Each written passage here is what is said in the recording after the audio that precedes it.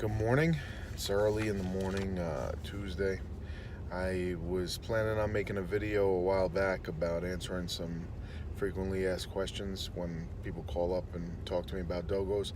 And I was planning on putting a lot of more production value into the video, and it just kept getting pushed off and pushed off. So I figure I'm not doing anything right now. I was up early and I went back to that post and took a look at some of the questions, and then maybe, who knows, I'll fill in a little bit extra afterwards. But um, some of the questions that were asked that people wanted to hear some answers to, uh, the first one I have written down is deafness, and then the next one also goes along with that as far as breeding pigment and how it affects deafness. um, I think in general with the breed, deafness is about 10%, uh, where you get a dog that's bilaterally deaf, can't hear out of either ear. And as far as our breeding program, I've worked pretty diligently over the years to avoid that as much as possible. We don't breed any unilats. We just don't put them in our breeding program. I know a lot of people do, and some people have had absolutely no trouble with breeding unilats. It's just not something that I'm willing to deal with. I hate the process of not being able to keep a puppy that looks phenomenal and has a great temperament and all that. And for me, if I'm looking at that litter for something that I'd like to breed back in the future, which I'm always doing, anytime I breed a litter, that's the goal, is to find something for myself to continue the line and breed back. I hate, and it doesn't happen very often, but over the years it's happened. I had this one phenomenally strong, powerful male, and he ended up being deaf. And that is one of the most difficult things for me that I have to deal with, and I don't like to do it, so I do everything in my power to avoid it. Um, as far as pigment versus deafness when it comes to breeding, in my opinion, yes, it does make a difference. The more pigment that you breed into the dogs, the less likelihood that you have deafness. The deafness with the Dogo Argentino is attributed to a lack of pigment on the inner ear. So it just goes to a natural conclusion that the more pigment in the dog, the less likely that they're going to be deaf. But we are breeding a white dog, and the goal is to be a solid white dog.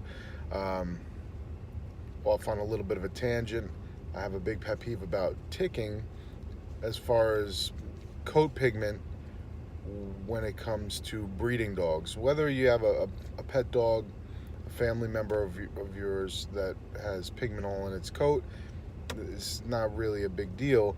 For me, I wouldn't breed that dog, the dog with coat ticking all over the place, patches in the wrong place. I mean, the dog would have to be really, really phenomenal in order for me to say, yeah, I like that dog enough to put it in the program.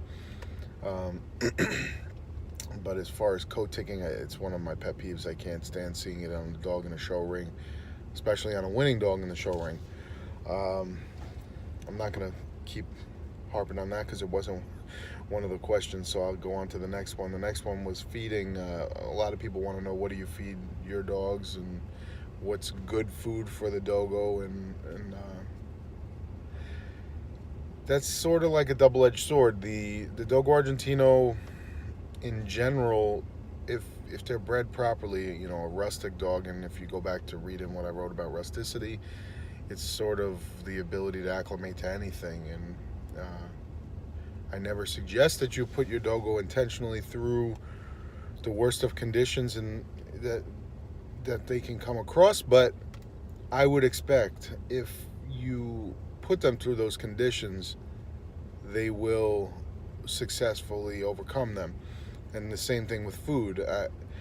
You should be able to feed a really good quality, healthy Dogo Argentino dog chow, and the dog should be able to thrive on that.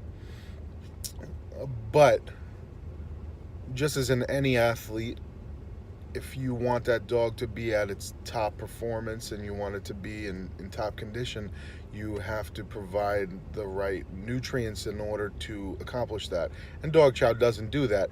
You can get the calories in order to maintain weight and be in a decent physique, but in order to make them everything that they can be, you need to be feeding them the best that you can, and the best that you can would be a healthy mix of raw food, and that is not just chicken quarters, and it's not just chicken backs, which can be a good supplement for adding protein and bone when you have a difficult time getting that. Um, for example, if you get a good chopped meat, red meat, ground beef, um, I would get a high fat content ground beef and then mix that with chicken quarters and the other organ meats that you might be able to get more easily in a chicken based diet. Um, but I would prefer to see. Uh, I like the prepackaged ground. Nature's Variety Instinct makes a really good prepackaged ground. There are some other companies that do it, but I like that one the best. It is expensive. If you don't get it on sale, it's probably like $9 a pound, and a full-grown dogo would be eating 3 to 4 pounds a day. So you could be at 30-40 bucks a day. Um, and on the opposite end of the spectrum, you're at dog chow. You could probably get at 30-40 cents a pound, and they probably eat about similar 2 pounds, 3 pounds a day. So you're at $1 a day. Excuse me. So you can be anywhere in that spectrum, and obviously somewhere in the middle will probably be the easiest for most people to achieve, but uh, you gotta find what's best for you and your dog. The next thing that was inquired about was temperament between males and females. A lot of people ask me, what do I prefer, and I always lean towards female dogs. I don't know what it is. It's not explicable to me, but I think it's probably from a breeding aspect. I know that I have more control over what I'm going to get if I'm the owner of the female in the process, if we potentially use stud service.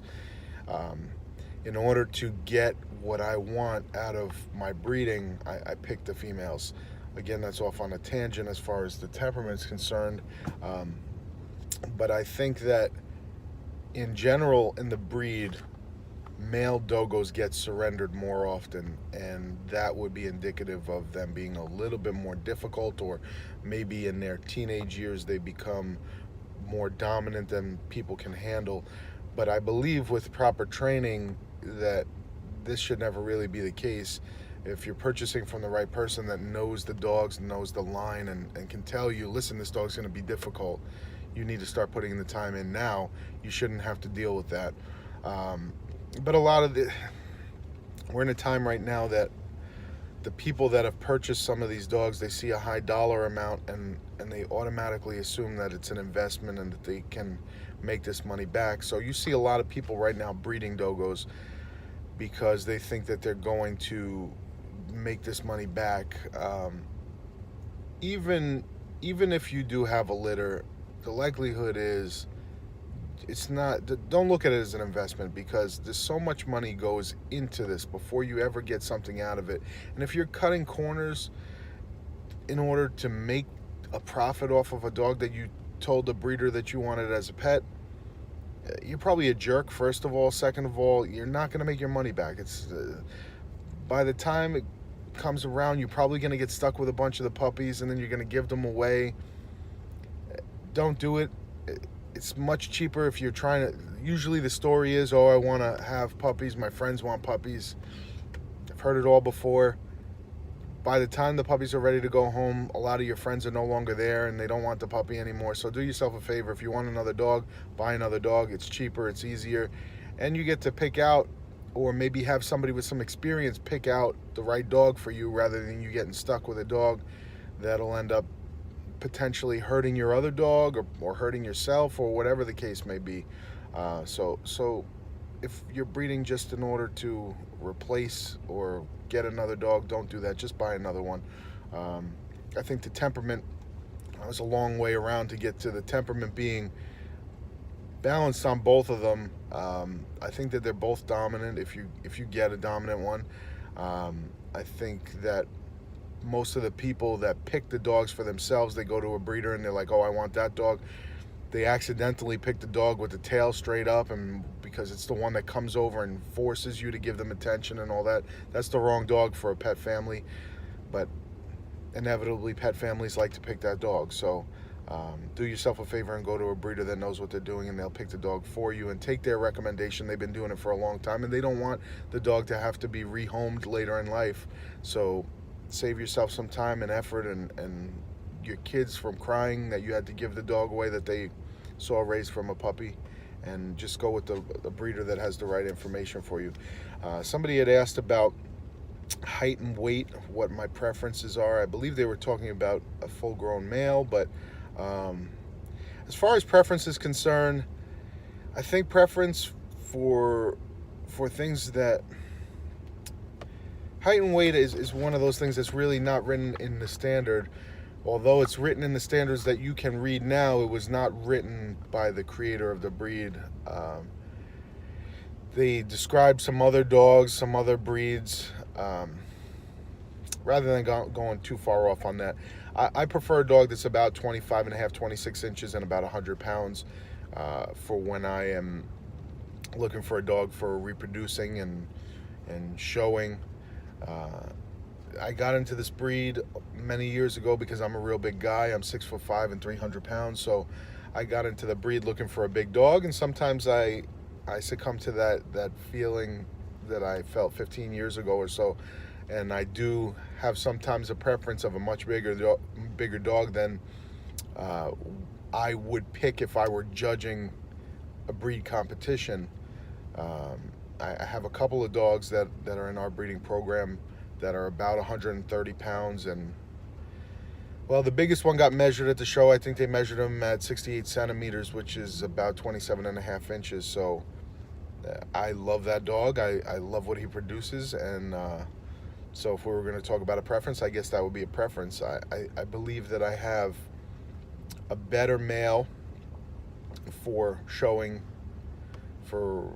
I wouldn't say for hunting. I think that the big dog, he's 130 pounds. He's never had a problem where he's been overheated or anything like that. He's come close to dying hunting because he's gotten cut up, not because he was taller or anything like that. Maybe there's some argument to that, but he's been on some really rank boar, and sometimes he's been out there by himself. So I wouldn't say it's a size issue. It's just happened to be the scenario that he got himself in. There are plenty of little dogs and big dogs and just right dogos, all of those dogs that have been in that situation where they might potentially die hunting, and although it is something that we would like to avoid, it is a possibility. Just the same as if you drive your car without your seatbelt on.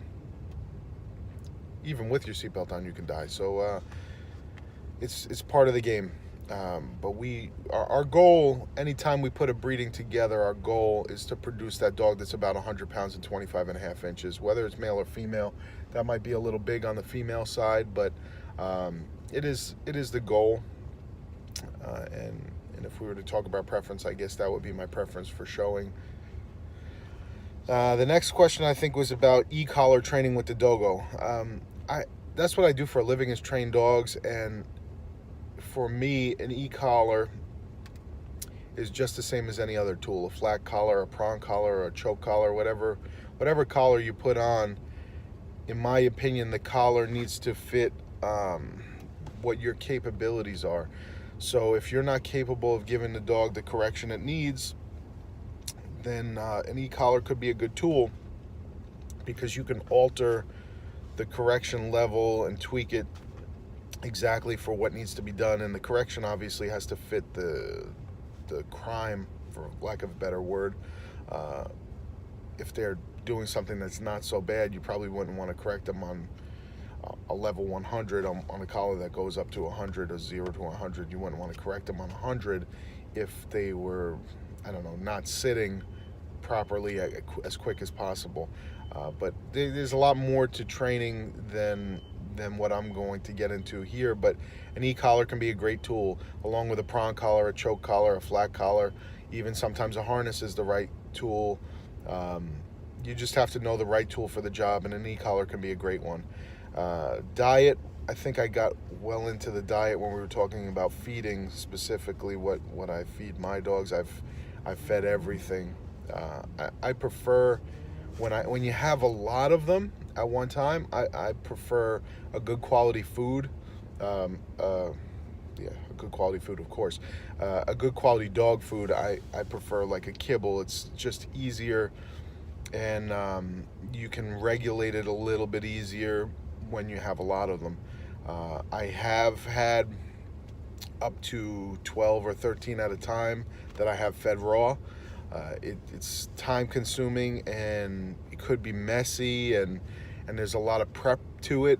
It's not go to a bag of food, scoop the bowl out and hand the dog the food. It's defrost, weigh, separate, make sure it's all eaten up, and then if it's not eaten, then putting it back away. Usually you don't have too much trouble with the raw food not being eaten up, but it happens. So it's easier to feed a kibble when you have a lot of them. If I only had one, I would always be feeding raw. There's no question about it.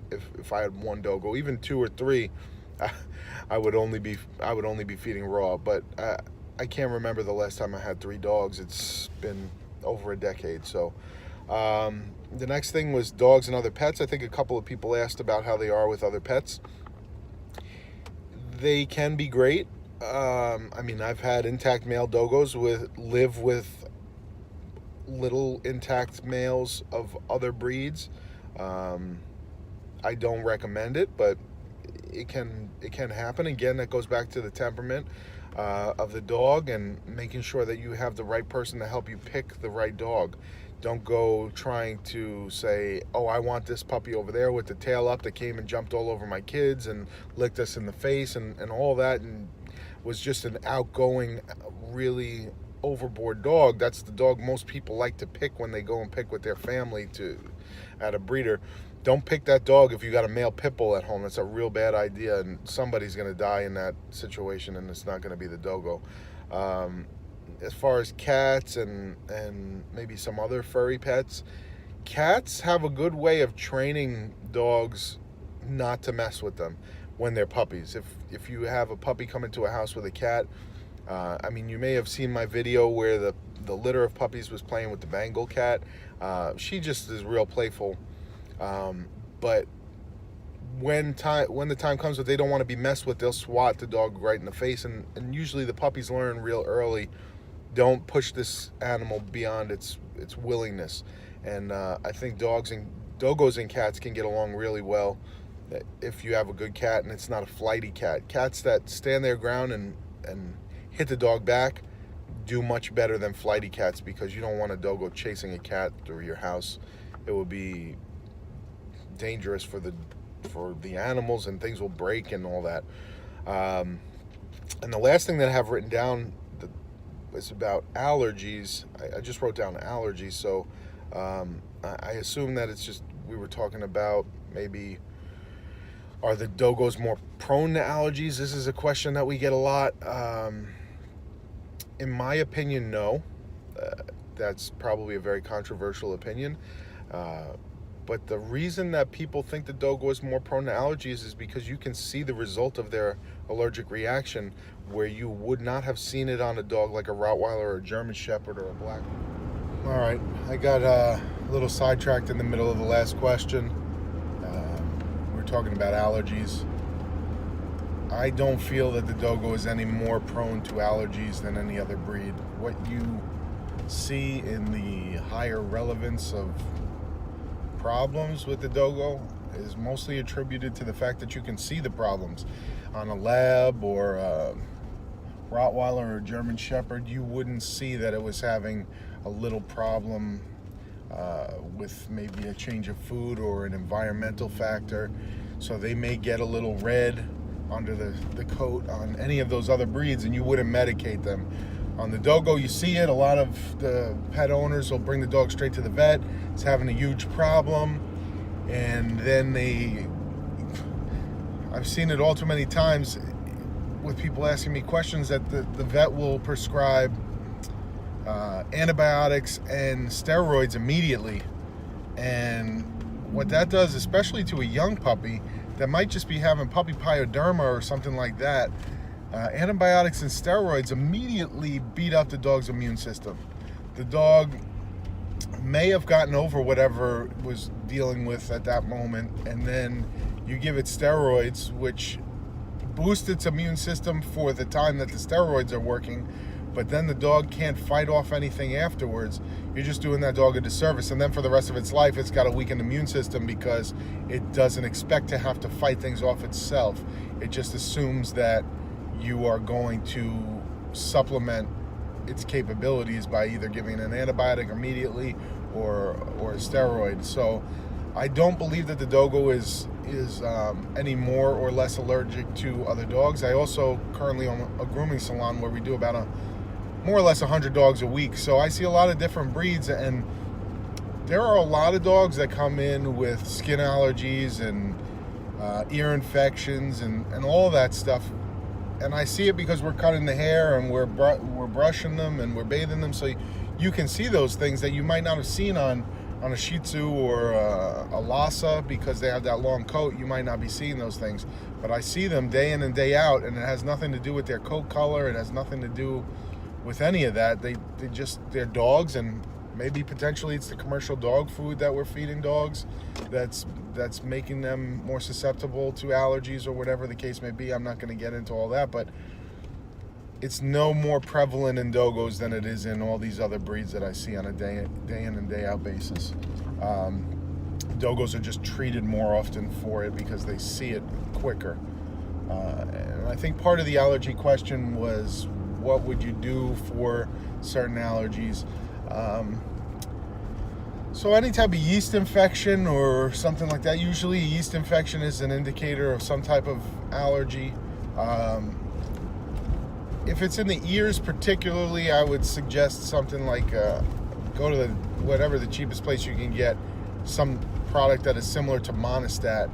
A lot of women might be more familiar with Monistat than men, but Monistat is for yeast infections. So put it in the ear, follow the directions that you would normally do with whatever it says on the packaging, and usually that solves the problem without having to go through a whole course of antibiotics and steroids. That would be my suggestion for that. As far as other allergies, any other allergy that you can't just easily, even that allergy, any allergy that you see in a dog, if you suspect it to be an allergy, force the vet to give you an allergy panel. Do not continue going about trying to weed things out and figure it out. Just get an allergy panel. A lot of people want to avoid the allergy panel because of its initial cost. The initial cost may be in the few $100 range, but what you spend in money, you save in time, and you might even save in money with all the different allergy foods that you're going to try and supplement the dog with. Just get an allergy panel. Maybe the dog's allergic to the grass. Maybe the dog's allergic to the fertilizer you're using. Maybe it's allergic to corn. Corn's usually pretty high on the list. Chicken, another thing that's usually high on the list in dogs, not just Dogos. So allergies, my answer is allergy panel first and remove the allergen. That's the simplest way, and it's the easiest on the dog. It's the easiest on you. I hope that answered a lot of people's questions that you would just pick up the phone and call a breeder and ask those questions for. Maybe it saved you a little bit of time where you didn't have to research and read through an article that might have taken you this 15 or 20 minutes to look through. But if you have any more questions, ask me, send me a text message. You can find my number on all these other places, but it's 631-680-7347. Send me a text message, and I'll get to it as soon as I can. Or you can email me. It's lawstoryofdogo@aol.com. Yeah, I still use AOL. But I hope that answered a lot of people's questions, and I hope you guys have a great day.